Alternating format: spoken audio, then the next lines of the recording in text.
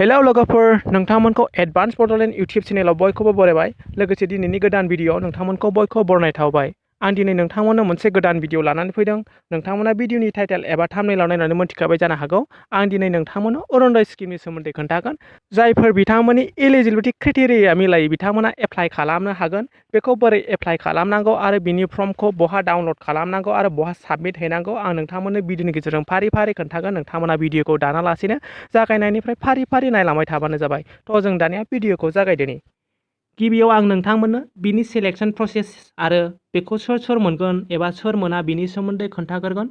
जाय बिथांमोना अरुणोदय स्किमखौ एप्लाइ खालामगोन आरो बिथांमोना सेलेक्ट जागोन, बिथांमोना मान्थलि 850 फैसा मोनबाय थागोन। थामहिनबा नोंथांमोना 850 रुपिस मान्थलि मोनबाय थागोन। नोंथांमोना बे फैसाखौ गिबियाव 2 अक्ट'बरनिफ्राय मोनगोन। बिनि उनाव नोंथांमोना मास मोनफ्रामबो फार्स्ट मासनि माने फार्स्ट डेटआवनो मोनगोन। 1 थारिखआवनो नोंथांमोना बे फैसा बेखौ सोर एप्लाइ खालामनो हागोन आरो सोर मोनगोन बेखौ खालि आइजोफ्राल' मोनगोन। बेखौ आइजोफोरनि एकाउन्टआवसो सोनानै होगोन।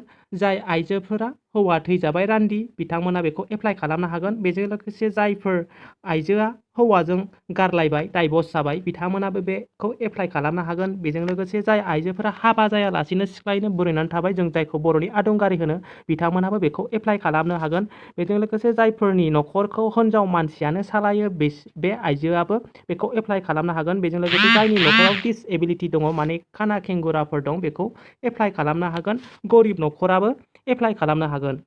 दानिया बेखौ सोर एप्लाइ खालामनो हानाय नङा? जायफोर एमएलए बेफोर एप्लाइ खालामनो हानाय नङा आरो जायफोर पन्सायत एबा मिउनिसिपालनि मेम्बार बिथांमोनाबो बेखौ एप्लाइ खालामनो हानाय नङा। आरो जायफोर बिथांमोना इनकाम टेक्सनि पे खालामो, माने इनकाम टेक्स होयो, बिथांमोनाबो बेखौ एप्लाइ खालामनो हानाय नङा।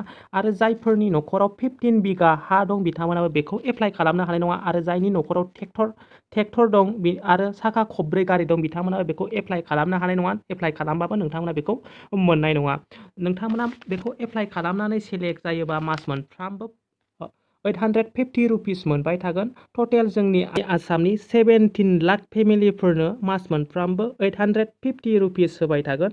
नोंथांमोना दानिया बेनि सिलेक्शन प्रसेसा माबायदि नोंथांमोननो आं खोन्थानि। नोंथांमोना बेनि एप्लिकेशन फर्मखौ भिडिअनि डिसक्रिपसनाव आं लिंक होनाय दंखायो। नोंथांमोनहा बेखौ डाउनलड खालामदो। बेनो अफिसियेलि फर्म। नोंथांमोना बे फर्मखौनो डाउनलड खालामनांगोन। बेयाव नोंथांमोना गासिबो डिटेल्सखौ फिलआप खालामजोबदो। बेयाव नोंथांमोना नुखादों नोंथांनि नाम, मा गामि, बेफोर गासिबो डिटेल्सखौ नोंथांमोना होजोबबानो जाबाय। बेयाव नोंथांमोना प्रिन्ट आउट खालामदो। बेयाव फेमिलि डिटेल्स सोनाय दं। नोंथांमोना बेयाव नोंथांनि न'खराव साबेसे फेमिलिफोर दं बेखौ नोंथाङा सिरियाल आरो बैसो मा जेन्डारफोरखौ रिलेसन मा जायो नोंथांनि फिसाफोर बेफोरखौ नोंथांमोना होजोबदो।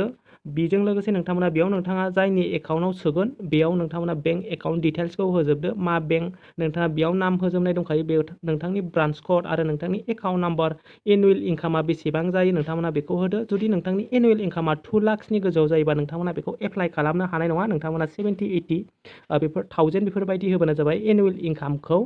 नोंथांमोना नाथाय बे एकाउन्टआ आइजोनि जानांगोन। नोंथांमोना आइजोनि एकाउन्ट नाम्बारखौ सोनांगोन। बेखौ आइजोफ्राल' मोनो। बिनि लिंकखौ आं भिडिअनि डिसक्रिपसनाव होखागोन। नोंथांमोना बे फर्मखौ डाउनलड खालामदो। डाउनलड खालामनायनि उनाव नोंथांमोना बे फर्मखौ प्रिन्ट आउट खालामनानै लादो। प्रिन्ट आउट खालामखांनायनि उनाव नोंथांमोना बेखौ मोजाङै थख' फर्म फिलआप खालामदो। फर्म फिलआप खालामखांनायनि उनाव नोंथांमोना गावबुरानो हैबानो जाबाय। बबेबा गामिनिया गावबुरा लादों बेखौ गाव पन्सायतनि गेजेरजों सेलेक्ट खालामो। नाथाय जोंनि बिटिसिआ 6 शेड्युलनि सिङाव थानायलाय जोंनि बिटिसिआव पन्सायत राज सिस्टेम सोलिया। पन्सायत राज सिस्टेमनि बदलै जोंनियाव बिसिडिसि सोलियो। दा जोंनियाव बिसिडिसिबो गैयिलाय बबेबा गामिया गावबुरायानो लादों। आरो नोंथांमोना नोंथांनि बिसिडिसिफ्राव खबर ला आरो नोंथाङा नोंथांनि गावबुरानाव खबर लाबानो जाबाय। जोंनियाव दा गावबुरायानो बेनि लिस्टखौ लादों। नोंथांमोना गामिनि गावबुरानाव खबर लादो। गावबुराया डिस्ट्रिक्ट लेभेलाव फाथायहरगोन। बेखौ डिस्ट्रिक्ट लेभेला जेब्ला सेलेक्ट खालामगोन बेखौ नोंथांमोननि एप्लिकेशन फर्मखौ डिस्ट्रिक्ट लेभेलाव मोनसे सिलेक्शन कमिटि थाबावगोन। बे सिलेक्शन कमिटिया नोंनि फर्मखौ नोंथाङा मोनथाव नंगौना नङा बेखौ सेलेक्ट खालामखांनायनि उनाव डिसिनो साबमिट खालामगोन। डिसिआ बे फर्मखौ आसामनि फाइनान्सियेल डिपार्टमेन्टआव हरगोन। हरनायनि उनाव नोंथांमोनाव बे फैसाया सोनानै हरगोन। आसा खालामो नोंथांमोना भिडिअखौ बुजिबाय। भिडिअखौ बुजियाखैबा नोंथांमोना भिडिअनि कमेन्ट सेक्सनाव कमेन्ट खालामनानैबो सोंहरनो हागोन। दिनैनि भिडिअ एसेनोसै। नोंथांमोनखौ नेक्स्ट भिडिअ बयखौबो लोगो मोनगोन।